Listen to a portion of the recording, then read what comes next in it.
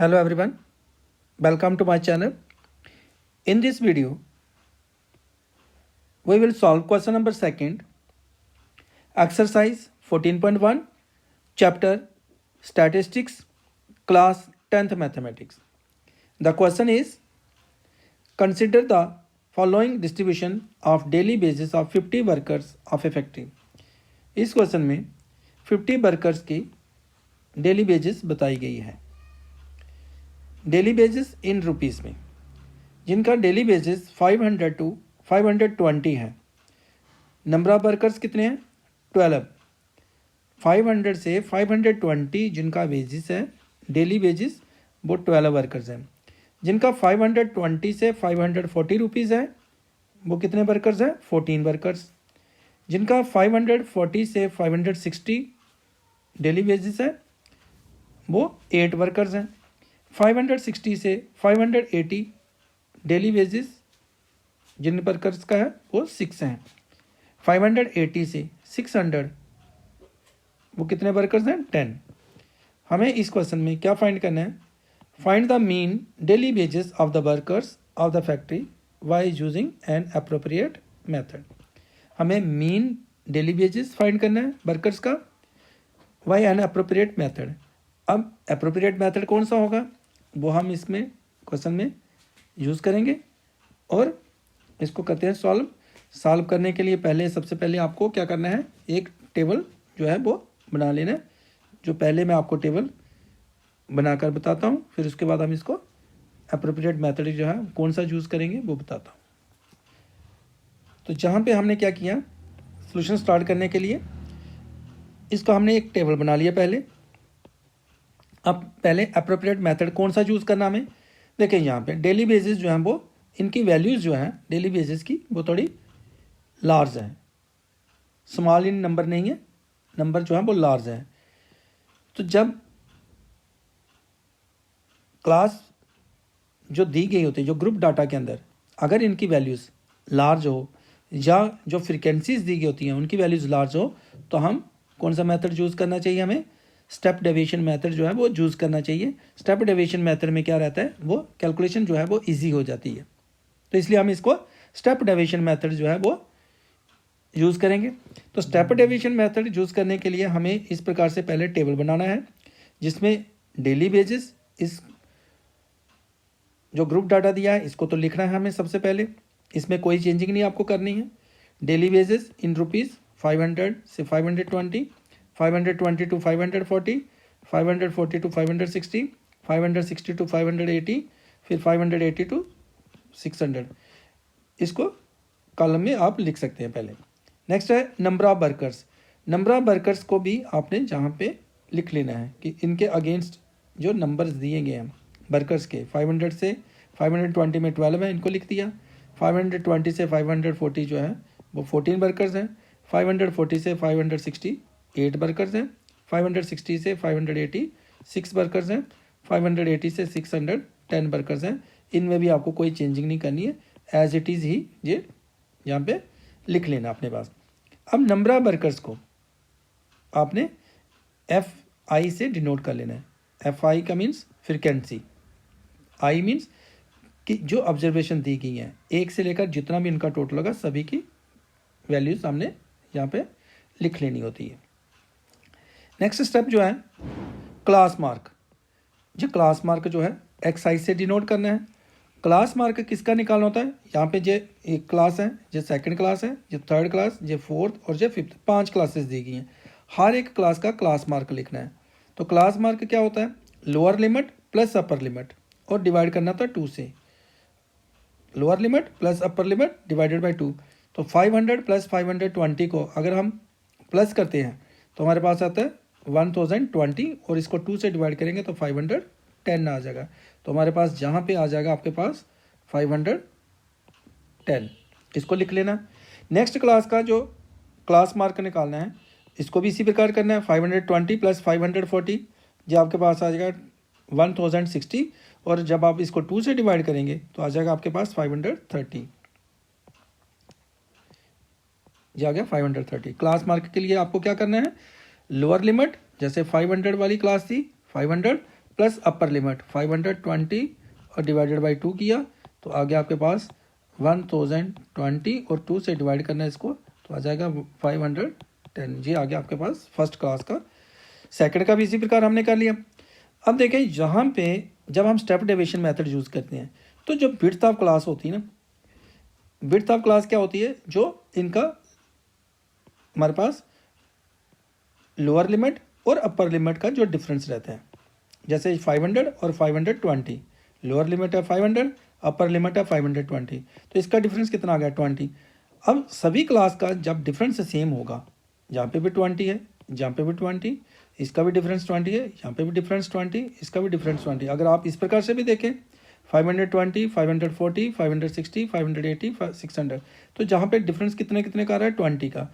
ये जो डिफरेंस 20 है ना, अगर आप इनका क्लास मार्क निकाल लोगे, इसी प्रकार आपको lower limit plus upper limit divided by 2 करना है, जहाँ आप इसको क्या करते हो कि 20 इसमें ऐड करते चलो। जैसे 530 आया, 20 आगे इसको इंक्रीज़ कर लो, फिर इसका 20 इंक्रीज़ कर दो और जहाँ पे भी 20 इंक्रीज़ कर दो। तो आप इसको इस प्रकार से भी लिख सकते हो। आप नेक्स्ट क्लासेस के लिए 550 आ जाएगा, 20 इंक्रीज़ कर सकते हो, 570 आ जाएगा, फिर 20 इंक्रीज़ कर दिया। जितना यहाँ पे आपका विड्थ ऑफ द क्लास होगी, हर एक में क्लास में आप उतनी ऐड कर सकते हो, क्लास मार्क निकाल सकते हो। पहले आपने निकाल दिया क्लास का, फिर नेक्स्ट आप उतना ऐड करो जितना विड्थ आ रही है क्लास की। जैसे 20 आया इसमें तो 20 ऐड कर लो, या आप 580 प्लस 600 को इसको ऐड करो और डिवाइड 2 से कर दो। ये आपकी चॉइस के ऊपर डिपेंड करेगा कि आप किस प्रकार से इसको ईजिली कर सकते हो। आप नेक्स्ट आ गया, जहाँ पे मेरे पास आ गया जो 590 क्लास मार्क, क्योंकि मैंने इसको 20 ऐड कर दिया इसके अंदर, 570 प्लस 20 ऐड किया, नेक्स्ट क्लास मार्क जो है वो आ गया 590। अगर 580 को मैं 600 प्लस करूँगा तो मेरे पास आ जाएगा 1180, जब मैं 2 से डिवाइड करूँगा तब भी 590। इसमें भी कोई भी आपको परेशानी नहीं आएगी आपको इसमें लिखने के लिए। नेक्स्ट है, यहाँ पे यू से डिनोट कर लें, यू और साथ में जे आई, आप इसको इसका इस प्रकार से लिख रहे हैं, यू और साथ में क्या आ गया जे आई। आई एक सिंबल लगा लेते हैं साथ में, अगर लगाएंगे तो ठीक है, नहीं भी लगा सकते आप। आई से यही मीनिंग आ रहा है कि सभी ऑब्जर्वेशन का हम यहाँ पे लिख रहे हैं। U I is equal to X I minus E divided by H. H क्या है, जो यहाँ पे विड्थ ऑफ क्लास थी, जो जहाँ पे क्लास इंटरवल आ रहा है, क्लास इंटरवल कितने का है 20 का है, तो एच 20 है। जब ये सब में सेम होता है, जब सब में सेम होता है तभी हम स्टेप डिवीजन मेथड को यूज़ करते हैं। तो सब में सेम आ रहा है 20 जहाँ पे कई बार 10 होगा, कई बार 50 होगा, तो ये एच की वैल्यू आ गई हमारे पास इस वक्त 20।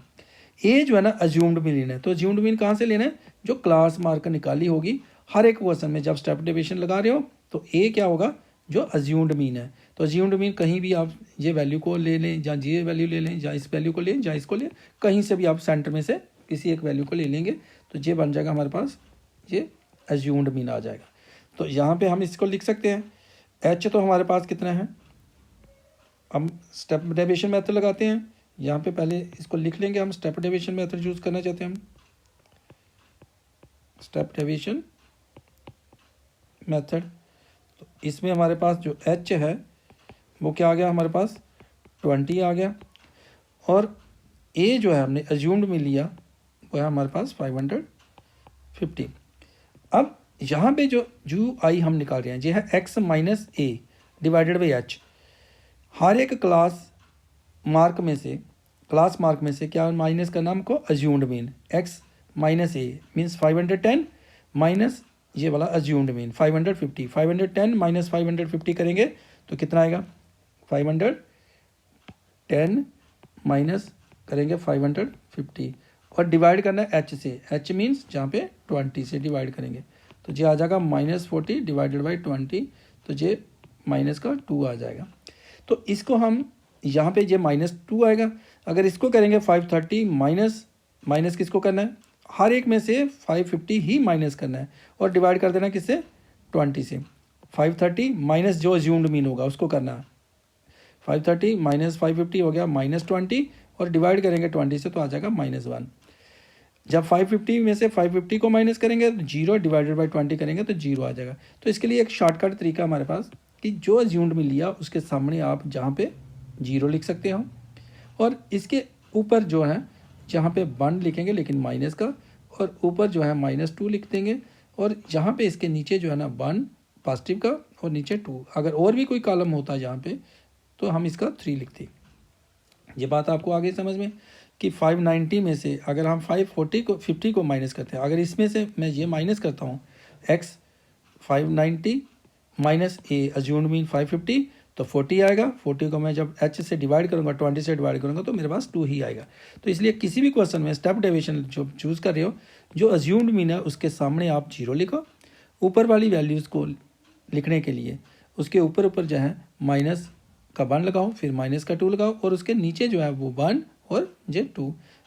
अगर आप खुद करके करना चाहते हैं तो आपको x में से क्या माइनस करना है, अज्यूम्ड मीन, और डिवाइड करना है किससे, h से, जो जहाँ पे विड्थ ऑफ द क्लास होगी। ये बात समझ में आ गई आपको अच्छे तरीके से। नेक्स्ट हम करते हैं ये fi और जूआई। fi और जूआई क्या है? fi तो हो गया ये फ्रिक्वेंसी, जूआई ये हो गया हमारे पास यहाँ पे जो आ रहा है हमारे पास, इसकी हमने मल्टीप्लाई करनी है 12 की -2 के साथ, f की और जू की मल्टीप्लाई करनी है। हर एक में आपको f की और जू की मल्टीप्लाई करके यहाँ लिखना है, इसकी f की और जू की मल्टीप्लाई लिखनी है यहाँ पे f और जू की मल्टीप्लाई यहाँ पे लिखेंगे, फिर जहाँ पे f और जू की मल्टीप्लाई यहाँ पे लिखेंगे, और यहाँ पे f और जू की मल्टीप्लाई यहाँ पे लिखेंगे। तो जब हम मल्टीप्लाई करेंगे हमारे पास 12 की और -2 की मल्टीप्लाई आ गई -24, हम इसको लिख लेंगे -24। फिर इसकी करेंगे हम यहाँ पे 14 की मल्टीप्लाई करेंगे -1 के साथ, तो आ जाएगा -14। फिर नेक्स्ट हम करेंगे जहाँ पे 8 की मल्टीप्लाई 0 से, तो क्या आ जाएगा, 0 आ जाएगा। फिर नेक्स्ट हम मल्टीप्लाई करेंगे 6 की किसके साथ, 1 के साथ, तो जहाँ आ जाएगा 6। फिर हमें करनी है मल्टीप्लाई 10 की और 2 की, तो जहाँ पे आ जाएगा 20। अब इनकी मल्टीप्लाई करने के बाद हमें क्या करना है, यहाँ पे इसका जो फार्मूला लगाएंगे उसके लिए हमें ये यूज़ करना है, n is equal to sigma F I. तो सिग्मा एफ आई इसका टोटल करना है, तो क्योंकि ये टोटल जो है ना ये फ्रिक्वेंसीज़ का टोटल है, तो फ्रिक्वेंसीज़ हमारे पास कितनी है, 50। तो अगर आप इसका टोटल करेंगे तो 50 आएगा। आप इसको इस प्रकार से लिख सकते हो, n is equal to sigma F I is equal to 50। इसी प्रकार हमें क्या करना है, यहाँ पे इसका एफ आई यू आई का टोटल करना है, और इसका टोटल के लिए हम ये सिंबल यूज़ करते हैं सिग्मा। तो सिग्मा यहाँ पे सिग्मा मीन समेशन, किसका समेशन निकालना है, एफ आई और यू आई का समेशन निकालना हमको, एफ आई यू आई का टोटल कितना है। जब हम इसका टोटल निकालेंगे तो हमारे पास देखो क्या आएगा, माइनस की 2 वैल्यूज़ है, -24 और -14। इन दोनों का हम करेंगे -24 और -14 को ऐड, तो हमारे पास हो जाएगा माइनस का 38। अगर -24 और -14 करते हैं, इन दोनों वैल्यूज़ का हमारे पास क्या आ जाएगा टोटल, -38। और अब इन तीनों का, ये तो 0 है, इसको तो आप करेंगे नहीं ऐड, इन दोनों का देखते हैं 6 और 20 का, तो आता है 26। -38 और प्लस का 26, अगर इन दोनों को करेंगे -38 + 26, तो आपके पास आ जाएगा जहाँ पे माइनस का 12। तो जहाँ पे हम लिखेंगे इसका माइनस का 12, ठीक है, ये आ गया माइनस का 12। अब हमें फार्मूला क्या यूज़ करना है, mean is equal to, mean x bar से डिनोट होगा, mean x bar is equal to a plus में sigma F I U I upon में n इंटू में h। ये फार्मूला यूज़ करना है स्टेप डेविएशन मेथड के लिए। जब स्टेप डेविएशन से करेंगे, mean is equal to a plus summation F I U I upon n into में h। अब a क्या हमारे पास, जो अज्यूम्ड मीन है, तो अज्यूम्ड मीन हमारे पास कितना है, अज्यूम्ड मीन हमने लिया है 550, जो a की वैल्यू ली हुई है 550, प्लस यहाँ पे हमारे पास ये जो वैल्यू है एफ आई जू आई का जो समेशन है वो कितना हमारे पास -12 है। इसको यहाँ पे हम लिखेंगे -12 इंटू, जहाँ डिवाइडेड बाई, पहले n डिवाइडेड बाई कितना करना हमें, 50 से डिवाइड करना है इसको, डिवाइडेड बाई 50 इंटू में h की वैल्यू जहाँ पे हमारे पास कितनी है, h जो है जहाँ से हमने लिया इसका जो डिफरेंस आ रहा है, जहाँ पे विड्थ ऑफ क्लास जो आ रही है हमारे पास कितनी है 20, तो जहाँ पे इंटू में क्या कर लेंगे हम 20 कर लेंगे। अब यहाँ से ये 0 0 कैंसिल कर सकते हो। तो नेक्स्ट हमारे पास क्या आ जाएगा, जहाँ पे इसको हम करेंगे 550 प्लस इंटू माइनस, यहाँ पे ये प्लस इंटू माइनस क्या हो जाएगा, माइनस का साइन आ जाएगा। -12 को 2 से करेंगे तो -24 और डिवाइडेड बाई 5, तो आ जाएगा हमारे पास -24 डिवाइडेड बाई 5, जिसको हम क्या लिख सकते हैं 550 -24 को 5 से 24 को 5 से डिवाइड करेंगे तो हमारे पास आएगा 4.8, क्योंकि 24 को 5 से डिवाइड करना है तो 4.8 आएगा। अब 550 में से 550 को हम ऐसे लिख सकते हैं 0.0 और इसमें से माइनस करना है 4.8, तो जब 4.8 माइनस करेंगे तो हमारे पास आ जाएगा जहाँ पे 540 5.2, तो ये माइनस करने के बाद आ जाएगा 545.2। इसका मीनिंग ये हुआ कि जो मीन डेली वेजेस आ रहा है वर्कर्स का वो 545.2 मीन्स 20, इसको हम इस प्रकार से भी लिख सकते हैं 20, क्योंकि ये रुपीज़ में चल रहा है। 545.2 का मीनिंग 0.2 आप क्या समझेंगे 0.20, तो जहाँ पे आ जाएगा हमारे पास हैंस mean daily wages of the